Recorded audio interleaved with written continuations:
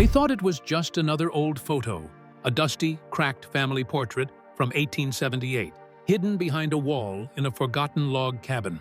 But when experts looked closer, they spotted something strange above the doorway, something no one could explain. Using cutting-edge digital tools and forensic image scanning, they zoomed in and froze. Faces went pale, historians clashed, paranormal researchers stepped in. Was it a hidden message, or something far more unsettling? The discovery left even hardened skeptics stunned. The photograph was nothing like anyone expected. It was old, sepia-toned, edges frayed, creases almost too deep to make out the faces clearly, dust speckles and faint lines from creases. It looked like what someone would shove in an attic trunk and forget. That's how the workers found it, behind a loose wallboard in an old log cabin, somewhere in the mountains where time seems to move slower. They pried away a thin wooden panel, and there it was. A family, 8 people in stiff pose, dark clothing, serious faces. The daughters in dresses that brushed the floor, sons with bow ties, a mother, a father, maybe a grandmother, and above the door behind them something vague, something that didn't belong. At first glance, no one saw anything strange, just an old family portrait from 1878, judging by the inscription in neat, flowing script at the bottom. Harrington family, 1878. The date made it fascinating to historians, and the blur above the door that was almost invisible, just a dark smudge, maybe wood knots or shadows from the cabin. When the cabin was cleaned up, the photo was carefully lifted. It was brittle, lightly damp in places from years of humidity, but intact. Experts were brought in, a photo restoration specialist, a historian who studies local families of the region, and someone skilled in optical forensics. The first step was scanning the image in ultra-high resolution. Every crevice, every scratch, every faded wrinkle. They wanted to see details you couldn't catch with bare eyes. And when they zoomed in, that blur became more than smudge. It started to look like something intentionally there or accidentally captured. No one was sure. In the zoomed-in photo, just above the door's lintel, there was a shape. It was faint, gray, wispy, like someone's face emerging from smoke. Some parts of it looked like hair, long and soft, while other parts looked like a pale face, the lips slightly parted, eyes wide. Others thought it was a hand, maybe the hand of a child hanging in midair above the doorframe. The lighting was odd. The sun through the cabin's front window had cast shadows that stretched across the wood, but those shadows alone didn't explain what was showing. The texture of the wall, the grain of the wood, even knots in the timber. All of it was studied, but experts couldn't match the shape to any knot or natural feature of the cabin's construction. What does this mysterious shape above the door tell us? Is it simply damage, a trick of light, or is it the echo of someone who once belonged, captured forever in a quiet photograph, watching from above? The hidden photograph. The story began by accident, like many discoveries do. In a remote stretch of forest land, just beyond the hills of West Virginia, a restoration crew was hired to assess a collapsing log cabin. The structure was over 140 years old, abandoned for decades, barely standing. Its wood was gray and brittle, and roof partially caved in. But to the couple who had recently bought the land, the cabin was more than salvageable. It was history, a piece of early Appalachian life, maybe even a family heirloom. During routine demolition of an interior wall, a worker struck something hollow behind a panel. He thought it might be a bird's nest or an old storage cavity, but as he pried it open, he found something carefully wrapped in oilcloth, wedged between 2 beams. When he unrolled it, it revealed an old black and white photograph, protected from time by the thick, waxy fabric. The image was a formal family portrait. 8 figures stood side by side in front of the cabin's front door. Their clothing, posture, and the quality of the photograph placed it somewhere in the late 19th century. Judging by the handwritten inscription at the bottom, Harrington family, 1878. The mystery suddenly had a name and a date. The workers knew the photo was valuable, but no one expected it to turn into a national-level mystery. After the couple who owned the cabin posted the image online, mostly to share the find with local history groups, the attention it received was immediate and intense. Historians, vintage photography collectors, even paranormal researchers began commenting on one particular detail, the area just above the cabin door. At first glance, it looked like nothing, a smudge or water damage, but then someone zoomed in and noticed what appeared to be the outline of a face. Skeptics were quick to say it was pareidolia, the brain's tendency to find familiar patterns in random visuals, like seeing animals in clouds or faces in wallpaper, but others disagreed. The more they examined the image, the more convinced they became that this wasn't random. The supposed face wasn't just a shape, it had depth. It seemed to rest in the shadows of the cabin's structure, but didn't match the texture of the surrounding wood. The eyes, nose, and mouth were faint, but unnervingly proportional. As if someone or something had been watching the family from just above their heads, captured on film without anyone knowing. The eerie image was found on a tintype photograph, a fragile but fascinating medium from the late 19th century. Tintypes, also called ferrotypes, were an innovation of their time. Unlike the earlier daguerreotype, a delicate, silver-coated plate that cost a small fortune, tintypes were made on thin, lacquered iron. This made them tougher, cheaper, and much more accessible. In the 1840s and 1850s, a daguerreotype could cost $3 to $6, a serious sum back then, but by the 1870s, a tintype went for just $0.5 to $3. That affordability opened the world of portraiture to everyday people, not just the wealthy elite. Itinerant photographers carried tintype kits from town to town, setting up quick studios and developing photos on the spot. Durable, portable, and affordable, tintypes captured countless family moments. But every so often, they also seemed to capture something far harder to explain. The photo was printed using albumen silver print, a method commonly used in the 1800s. That meant it was a contact print from a glass plate negative. These types of photographs were known for their sharpness and rich contrast, but they were also vulnerable to light leaks, chemical damage, and unintentional double exposures. The team scanned the image at ultra-high resolution, looking for signs of tampering, overlay, or any technical explanation for the strange shape above the door, but nothing obvious stood out. The grain pattern in the wood didn't match the shape. The lighting didn't explain the facial proportions. The position of the shadow didn't line up with natural sun angles based on the time of day it was likely taken. In other words, it shouldn't be there, but it was. The restoration expert commented that he had worked with over 2,000 photographs from that era, had seen water damage, chemical burns, exposure flares, and ghosting, but this was different. It's too precise to be accidental, but too subtle to be staged. Whatever was in the photo had been captured with the same exposure as the rest of the image. Given that this was decades before Photoshop or retouching existed, that left only one possibility: that whatever appeared above the door was physically present when the photo was taken, but who or what was it? The Harringtons and the cabin that watched. To understand what the photograph truly captured, experts knew they needed to go back, not just to the day it was taken, but to the lives of the people standing in front of that cabin in 1878. Who were the Harringtons, and what was their story? Could their past explain what was seen in the image? Local records placed the Harrington family on that property as early as 1875, when they purchased 40 acres of heavily wooded land just south of Elkins, West Virginia. The land was rough, steep, and isolated, the kind of place settlers chose when they wanted to disappear, or when they had no other options. The patriarch was William Harrington, a veteran of the Civil War who, according to local census documents, was in his late 30s at the time of the photo. His wife, Margaret, had grown up in a nearby mountain town and was said to be a midwife and herbalist, skills highly valued in remote communities. They had 6 children listed in the 1880 census: Mary, Thomas, Alice, Daniel, Samuel, and an unnamed infant listed simply as female, deceased, born in 1877 and died the same year. The details stopped everyone in their tracks. The baby girl's death wasn't recorded with a cause, which wasn't unusual at the time. Rural families often buried children without official documentation, especially if the death occurred far from town, but her existence, even in just one line of an old census book, raised a chilling question. Was she in the photo? Not physically, but somehow present? This theory gained momentum when the genealogy researcher, Dr. Ellen Fraser, uncovered something else, a local folktale passed down through oral tradition known as the girl above the door.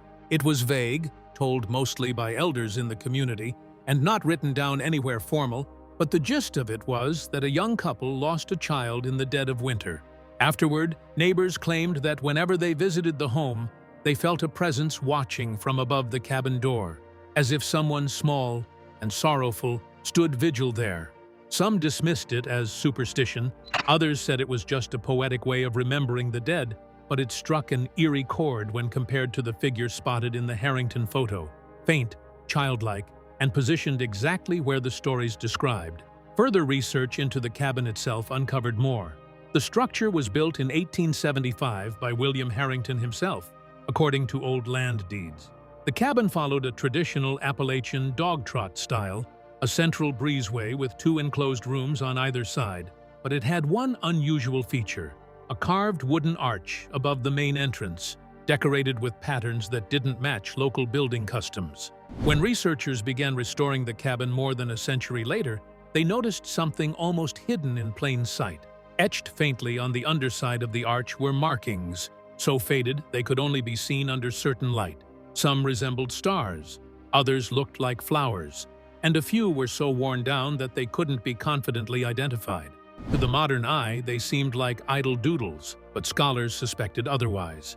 Margaret Harrington, William's wife, was known to have been an herbalist, a woman familiar with plants, healing, and the quiet traditions of folk practice.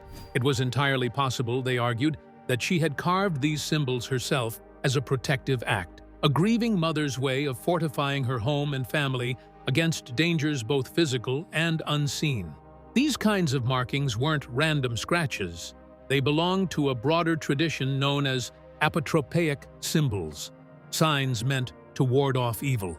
Such practices had been carried across the ocean by European immigrants and adapted to life in the rugged new world of the American frontier. For families who lived far from towns, doctors, and churches, these silent defenses were seen as just as necessary as locks on the doors.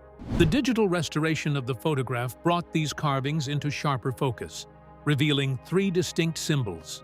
The first was the hexafoil, often called a daisy wheel, a 6-petaled flower design that can be traced all the way back to antiquity. For centuries, it had been used to repel witches and evil spirits, its looping geometry thought to confuse or trap malign forces. Finding it above the doorway made sense. It was a symbolic barrier, a line no spirit could cross. The second marking was a pair of overlapping V's, which at first looked like the letters M or W. These were identified as Marian marks, symbols rooted in Christian tradition. They stood for Virgo Virginum, Virgin of Virgins, a direct invocation of the Virgin Mary's protection. Such a mark over the threshold was a plea for divine guardianship, asking Mary herself to stand watch over the household. The third symbol was a slanted cross, shaped like the letter X. Researchers recognized it as St. Andrew's cross, another sign long believed to keep malevolent spirits at bay. What made this trio of carvings so fascinating was not just their presence, but their combination. Here was a blending of old pagan protections with Christian symbols, a layering of beliefs that showed how frontier families often clung to both superstition and faith in equal measure. Out on the edge of civilization, where life was precarious and death was a frequent visitor, no measure of protection seemed too much. And death, in the 19th century, was surrounded by ritual and fear. When someone died at home, as was common then, and entire households followed a strict set of superstitions meant to keep spirits from lingering. Curtains were drawn, clocks were stopped at the exact time of death, and mirrors were covered so that the spirit wouldn't become trapped in the glass. Family photographs were turned face down, out of fear that a restless soul might attach itself to the living captured within them. Even the way a body left the house mattered. Corpses were carried out feet first, to ensure the dead could not look back and beckon another family member to follow. The architecture of the home itself carried this same weight of meaning.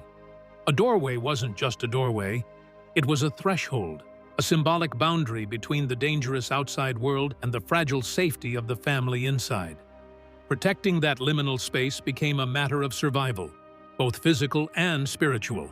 Some settlers even buried dead cats beneath their homes or placed horse skulls under thresholds, ancient European customs believed to guard against evil. To modern eyes, such practices might seem strange, even macabre. But for families like the Harringtons, who lived in constant tension with disease, loss, and the unknown, these rituals were not superstition. They were protection. They were peace of mind. Seen in this light, the photograph becomes far more than a curious old image. It transforms into a fragile vessel of memory and belief. It captures a family in mourning, a mother who etched her prayers into wood, and perhaps even a presence watching silently from above. The face in the shadows may have been coincidence, or it may have been something else. A spirit caught not by design, but by accident. Was this the only time she appeared, or had she been there all along, watching from above? The forensics don't lie. As the photo gained traction online, skeptics began to flood the conversation. Most pointed to common photographic flaws from the 19th century: exposure issues, chemical smears, shadow tricks. These old photos weren't exactly known for precision, but experts weren't convinced this was just a technical glitch, so they turned to science. A high-resolution scan of the photograph was sent to a private lab that specializes in forensic image analysis. The lab had worked on everything from criminal investigations to historical document authentication. This wasn't new territory for them, but what they found in this photo was. Using a combination of spectral imaging and 3D surface scanning, the team examined the physical layers of the photograph. Their first goal was to determine whether the image had been altered at any point, if it had been scratched, painted over, or tampered with after it was taken. It hadn't. The shape above the door, the faint, pale figure, was embedded in the emulsion layer itself. That meant it had been captured at the exact moment the photo was taken, not added later. It wasn't damaged. Neither was it a trick of light bouncing off a glass pane. It was part of the original exposure, and that changed everything. The forensic report broke it down in plain language that the anomaly found was consistent with a human-like form. Based on shadow analysis, it exhibited depth and contour not present in surrounding features. No visible chemical degradation or lens flare explained its placement or shape. The term they used was anomalous human form. Still, one of the most interesting parts of the scan came when they digitally reconstructed the light angle. Based on where shadows fell on the family's faces, their clothing, and the logs of the cabin, analysts estimated the direction and intensity of sunlight at the moment the shutter was released. The strange part was that the light on the face above the door didn't match the rest of the photo.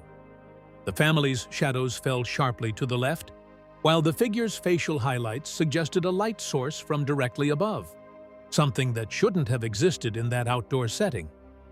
Even more unsettling was that there was no distortion. The rest of the image remained clear and consistent, suggesting the anomaly wasn't caused by lens flare or double exposure. For skeptics, this didn't confirm anything supernatural, but it forced them to rule out the usual explanations. And for believers, it was the strongest piece of support yet. But there was one more layer of discovery. When the team digitally enhanced the photo to recover lost detail, they noticed what looked like a ribbon tied to a nail or small hook above the door, near where the figure's hand seemed to reach. It was almost invisible in the original print, but became clear under digital magnification. A faded, floral-patterned strip of fabric. This mattered because of that diary entry found weeks earlier. "I've left her ribbon tucked above, where she liked to reach." By this point, even the restoration team was uneasy working in the cabin. One worker refused to go inside alone. Another claimed his tools kept moving. Of course, there's no hard proof of any of that, but it added to the feeling that the cabin and the photograph was holding on to something more than just memories. This wasn't an illusion. It wasn't a mistake. The camera had captured more than it was supposed to. Spirits of the land. As news of the Harrington photo spread, a new wave of attention began to pour in. This time, not from scientists or historians, but from folklorists, tribal elders, and spiritual researchers. And they brought context to the table, not data or scans, because to the people who have lived in these Appalachian mountains for generations, What was in that photograph didn't need forensic explanation. They'd seen things like it before. In mountain culture, especially among families who settled early in the region, there are whispered stories, things that aren't written in books, but passed down through bedtime warnings and porch talk. These stories speak of door spirits, figures seen near thresholds, often after a death, lingering close to the place where they last lived or where they were most loved. Old-timers believed that spirits, especially those of children, didn't always know they'd passed, and so they stayed waiting, watching, not to frighten, but because they weren't ready to leave. What's fascinating is how many of these oral stories describe the exact placement of such spirits above the doorway, not inside, not outside, but resting just above, looking out or looking down. A place between worlds, between coming and going, between life and death. But the mystery goes even deeper. The land where the cabin stands was once part of a Shawnee hunting ground, long before settlers arrived. According to tribal accounts, the Shawnee believed certain areas of the forest were thin places, places where the boundary between the physical and the spiritual world wasn't quite sealed. These spirits could be protective, but also sorrowful. They carried memory, grief, and sometimes longing. When you enter or leave a sacred place, he said, you pass by something that remembers everyone who ever did the same. This concept aligned eerily well with the emotion tied to the Harrington home, especially considering the death of the child just months before the photo was taken. Could it be, then, that the spirit wasn't trapped, but rather chosen to remain? Folklore and belief systems are often dismissed by mainstream science, but in this case, they offered explanations that filled in the emotional and cultural blanks. So now, two worlds were colliding: the cold, clinical world of forensics and the soft, whispered world of ancestral memory. Both pointed to the same unsettling idea that something or someone was watching from above that door, and they weren't ready to leave. Did the camera capture the spirit of a lost child or something much older that had always been there? Echoes in the frame. With science unable to explain the figure captured above the Harrington cabin door, and folklore offering deeply emotional but unprovable ideas, a third theory started gaining traction. That it wasn't ghosts in the traditional sense, it wasn't spiritual visitation, it was something in between. Environmental imprint theory, sometimes called stone tape theory, has been circulating in paranormal research circles for decades. It suggests that human emotions, especially extreme ones, like grief, fear, or love, can leave behind energetic imprints on physical surroundings. According to this theory, walls, wood, and even Earth itself can absorb moments in time and somehow record them. Basically, it believed that instead of a ghost wandering around, the environment itself is playing back a memory, a loop of something that once happened, imprinted onto the space like a burn into old film. And photography, especially early chemical photography, might be better at picking that up than we realize. This brings us back to the Harrington photo. Experts confirmed that the camera used was likely a large-format glass plate camera, common in the 1870s. These cameras had long exposure times, sometimes as much as 20 to 30 seconds. During that time, any movement would be captured as a blur, and anything stationary would burn deeper into the emulsion. If a spiritual or energetic imprint truly lingered above that door, even something invisible to the eye. The theory suggests that the sensitive chemistry of the camera could have caught it. This isn't just speculation. Similar phenomena have been documented in other historical images. Take the Freddie Jackson photograph from 1919, a Royal Air Force group photo with a faint, semi-transparent face behind one of the men, later identified by the unit as a recently deceased mechanic who had died just days before the photo was taken, or the Brown Lady of Raynham Hall, one of the most famous ghost photographs of all time, taken in 1936, showing what appears to be a full-bodied apparition descending a staircase. In both of those cases, the cameras captured something the eye didn't see, and in both, skeptics tried to explain it away with double exposure or tampering. But like with the Harrington photo, deeper analysis showed no technical flaws, no cut-and-paste tricks, and no obvious manipulation. It could be that cameras, especially old ones, are more sensitive to things we don't fully understand. A researcher of historical photography anomalies believes so. In an interview, she stated, "Early film and glass plate photography wasn't just a window, it was a sponge. It absorbed everything, light, shadow, movement, and possibly more than just the visible spectrum. We've long underestimated what these devices may have been able to pick up." The kind of atmosphere stone tape theory was built on, but this raises yet another theory. If the camera picked up a residual echo, then that echo may still exist, not conscious, not intelligent, but still present. Which begs the question of what else in our history has been captured, unintentionally in the corners of old photographs, waiting for someone to look close enough. Some researchers are now reviewing similar 1800s family portraits, zooming in on doorways, windows, and shadowed corners, searching for more anomalies. And disturbingly, they've found a few patterns, shapes, blurs, some faint, others far more distinct. The Harrington photo may not be the first of its kind, but it might be the first we're finally paying attention to. What we leave behind. By now, the photograph of the Harrington family is more than just a piece of forgotten history. It's become a window, not just into the past, but into the question of what stays when we're gone. The evidence is layered. A physical photograph dated 1878 of a grieving family with a confirmed infant death just months before the photo was taken. A faint but undeniable figure above the door, too detailed to be written off as a trick of the light. The presence of a ribbon, exactly where a grieving mother claimed she left it, and forensic analysis confirming no post-processing, no damage, no camera malfunction. Then there's the folklore, stories passed down for generations about door spirits, lingering souls, and protective watchers not to frighten, but to remind. The belief that doorways are sacred spaces, not just entries into homes, but thresholds between worlds. And finally, the science as much as it can offer. Theories of residual energy, of stone tape-style memory, photographic chemistry reacting to more than just visible light, long exposure cameras capturing something just barely outside our normal perception. Individually, none of these pieces prove anything but taken together. They do something more powerful than proof. They ask the right questions, because if even one piece of this puzzle is real, then the implications are massive. It could mean emotions could imprint on the physical world.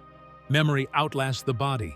A 19th century camera accidentally document the presence of something eternal, something watching.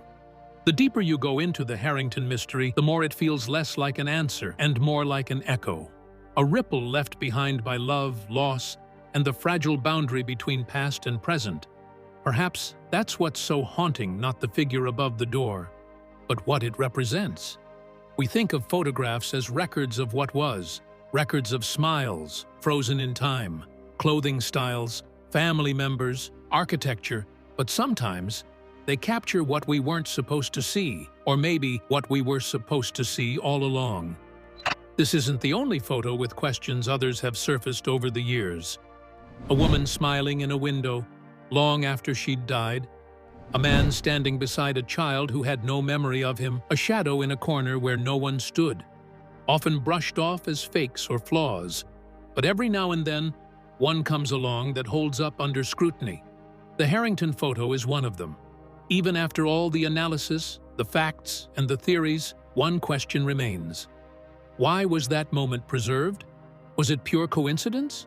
A fluke of camera exposure and tragic timing? Or was it something else? Was it a message, visitation, memory refusing to fade? Today, people around the world are studying that image. Not because it's a family portrait from 1878, but because it shows us something we often forget. Grief has a weight, memory has a shape, and love, especially a mother's love, doesn't just disappear. It leaves fingerprints on wood, ties ribbons above doors, and maybe if we're paying close enough attention, it shows up in the corner of a photograph quietly waiting to be found. If this story shook you even a little, you're not alone. The past is always glaring. Sometimes in faded photographs, sometimes in forgotten journals, sometimes in the shadows we don't immediately notice. But it leaves us wondering, how much of history have we overlooked? How many secrets are still hiding in plain sight? Could that old family album in your attic hold more than just smiling faces? What if the diary tucked away in a box isn't just a record of daily life, but a key to mysteries no one ever solved? So the next time you stumble across something that seems ordinary, an old photograph, a forgotten postcard, a crack in a wall, pause, look closer. Because you never know who or what might be looking back. When you walk past an old abandoned house, do you ever ask yourself who once lived there? What would we see if the past really could look back at us? Share your thoughts in the comments below. And if you enjoyed this ride, don't forget to like, share, and subscribe for more stories. We'll see you in the next video.